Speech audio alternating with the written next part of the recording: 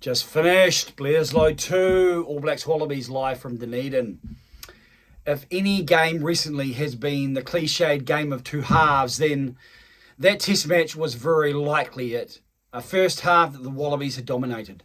Both field position and field possession. Were both territory and possession were strongly in their favour, around the 70% mark. They were able to finish. They were able to get points on the board. The All Blacks looked disjointed, looked clunky, were lacking intensity, were lacking cohesion. You could say we're lacking clarity. What style they had been playing, they weren't playing. They weren't able to control any of the set phases, whether it be the line out or the scrum in any definitive way. And the breakdown was something that was more questionable. The Wallabies were able to win penalties. They were able to win turnovers. The All Blacks looked like they were a side that had just been picked and had just come together. And with 13 changes, I mean, that is to be expected in some respects. And so at half-time, down 17 points to 3, you knew that if it turned, then that probably wasn't enough. Damien McKenzie had a difficult game. He probably struggled the most, I think, in terms of just his ability to be able to not only control, but just the finer points, like finding touch in terms of defence. And again, is the cause and effect there directly related to him, or is that because the All Blacks are on the back foot and therefore he's getting rubbish ball and he's not playing, with the momentum and just things coming together or things not coming together? I think that's probably fair. And so moving to half-time, you saw in the end part of that, the back part of the first half, I thought the All Blacks started to. They weren't able to finish it, weren't able to score in half-time. But that was a precursor of what was to take place in the second half. The second half was basically one way. Maybe not as dominant in terms of the numbers, but the numbers certainly evened up. And the numbers are coming up on my screen, so I might be able to see it. I noticed they turned, but I don't really remember the Wallabies inside the All Blacks 22 in that second half. The All Blacks were able to get momentum. They started playing direct. Even though they didn't score because Leicester Whanganuku lost it. You saw Sammy Penny-Finau come straight. Now, he'd won a number of lineouts before that. You could see that I think his confidence had risen. He wasn't really in the game, I mean, it's easy for us to talk about it, but these are high intense matches and you get given this one opportunity. It doesn't go well. What does that do to your psyche?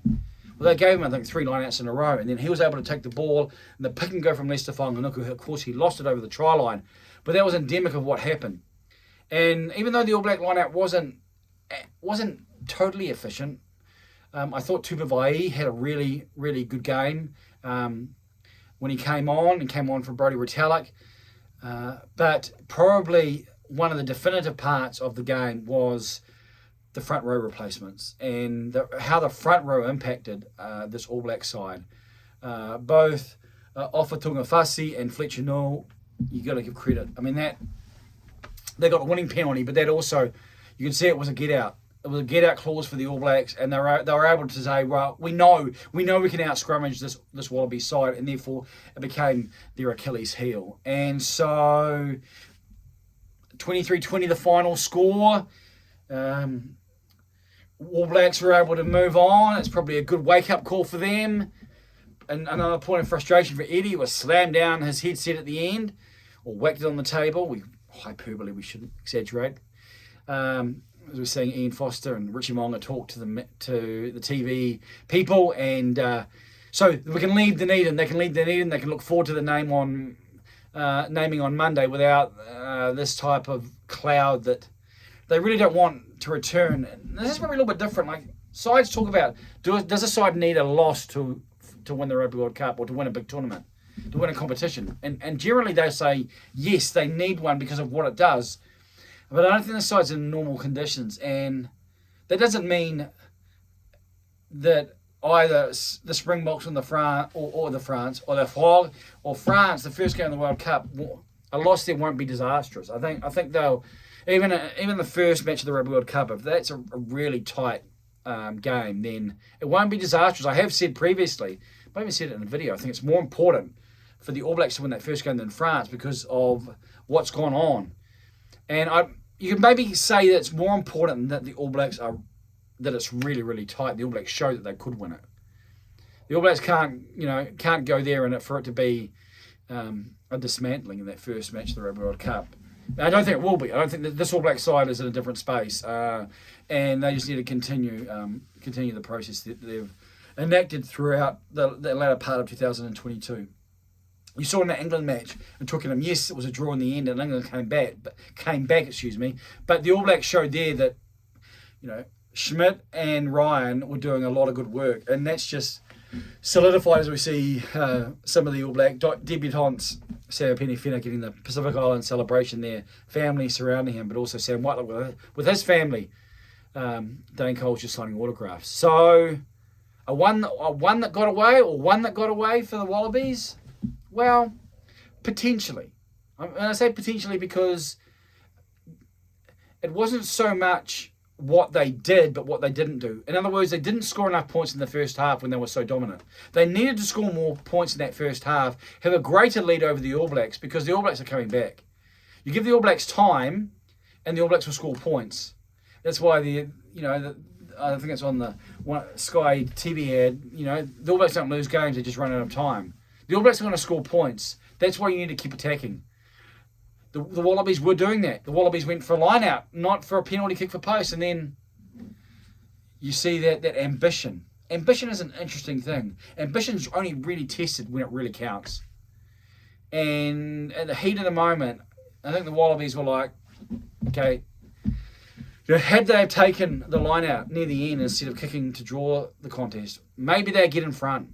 Maybe they're able to do it. Maybe it's not what the All Blacks expect. It's certainly not what I would have expected. The kick seemed like it was the right move. And it was a win. It was a really good kick from Quade Cooper. It wasn't an easy kick. However, that only got them equal. And then the All Blacks were able to control field position, put phase after phase. It went to a scrum, and the Wallabies had the ball. It was a mistake from Quade Cooper, if I remember rightly. A simple knock on. That's what happens when you don't win test matches or when you're not in a good position. Small moments become compounded. Small moments became compounded for the Wallabies. And they added the interest that the All Blacks needed to come through.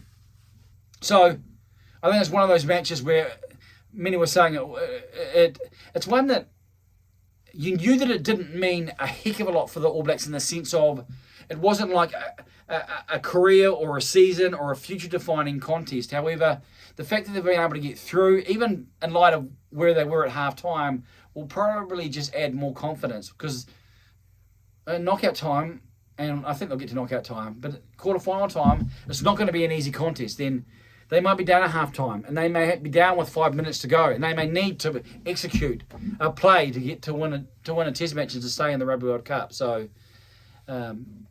it's certainly not useless. And for Eddie Jones, given his the purported World Cup draw for them, I think another positive move forward. I think I was impressed with Tom Hooper. I think Tom Hooper to 6 was good. I think Tom Hooper to 6 and Michael Hooper to 7 could be the way to go in terms of their loose forwards. I think they can really take and they can provide them a point of difference and really attack the breakdown. Obviously, the scrum could be an issue, especially Alan Alatara and Tane Alatupo. So they're already props down, but they will have some positivity. Although, positivity is one thing, but another loss, and you realise. One of the things I realised, if I can throw this in there, when the final of the 2011 Rugby World Cup, the difference between a win and a loss or being champions and being runner-ups is a chasm. It was only 1 point, but it's really a chasm. To cross that, to go from being behind or to drawing to being in front in the big matches is a chasm in light of all that has to go in to make that. And so I think the Wallabies, haven't really grasped the nature of how to make that happen. So maybe we'll leave the Wallabies there. I mean, I think that they've got potential there. I think if they can build with this squad and into the future, then they've certainly got attacking ability there. And I like some of the work of their loose forwards. I mean, again, Valentini had another good test match. I think their second rows have got potential. And as it's been for the Wallabies, the prop forwards, could could be problematic, and we know what that means for a scrum. The All Blacks, what does this test match mean? Well, I think, for me, it confirms that Dallas McLeod won't be part of the All Blacks Rugby World Cup squad. For mine, Finlay Christie will not be part of the All Blacks Rugby World Cup squad. I think that in terms of what transpired, we saw the difference when Aaron Smith came on to the All Blacks play, and when Richie Mo'unga came on, it confirmed Richie Mo'unga is what he has been. I think that Braden Ennor is on he is on the cusp. I think he could, depending on what configuration, depending on what they do. I think they'll take David Havili, but Braden Ennor, what they do with him, because Lester Whanganuku, I think, has shown that he has to be there in this afternoon's performance. He can cover 13, but I was impressed with Braden Ennor. In fact, when I first saw him, and I am of Canterbury and I am of the Crusaders, when I first saw him, I thought he and Jack Goodhue was an All Black midfield combination going forward, and then he seemed to plateau, and then almost you're waiting for the big play brain explosion. But recently he has really stood up and taken his opportunities, and even though he went off injured, I thought he took his opportunities this afternoon. Shawnee Stevenson, hard to get into the squad, but I think he is. Who knows? Again, the configuration. Maybe they'll be considering, do we take Shaun Stevenson or do we take Braden Ennor? And what about these other players? How can they fit, or where do they fit? Sam Penny-Finau, he could. I personally, I think Sam Penny-Finau, the way he came through that test match, has encouraged me more about his availability, or readiness is probably the better word for what was going to transpire. I thought Fletcher Newell has to be there. Again, more experience, but he came on. I think Ofatunga Fasi, his case has been encouraged as well. And those two boys, they made such a big difference. And of course, it's later on. But yeah, their impact was significant to the final result. So, and other players who, just seeing D. Mac McKenzie with his brother there, Marty, as we see some of the players, some of the debutants being talked to by the media people, by the TV people. On that note, it's a number of minutes in, and so I should probably call it a day for today. But we will looking to have more media content over this weekend if my throat can hold up.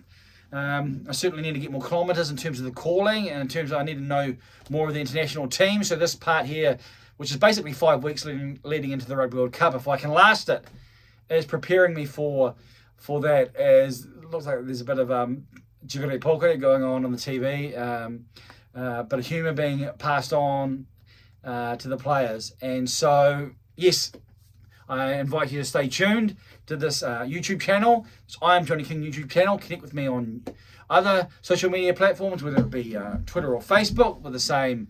I'm sure if you use the same name, then you'll be able to work it out from there. And thank you for your time. Trust the rest of the weekend, the rugby weekend, and whatever else is transpiring in your life will be fruitful. And we'll look forward to seeing what develops as we head into Monday, 5 p.m. New Zealand time, when the All Blacks Rugby World Cup squad for France is confirmed. And we begin to look with anticipation about what that will mean. And this area here will be part of that, hopefully. That is a plan. Even today, there's been confirmation that those changes are on the horizon. So, onward and upward. Thank you for watching. I am Johnny King.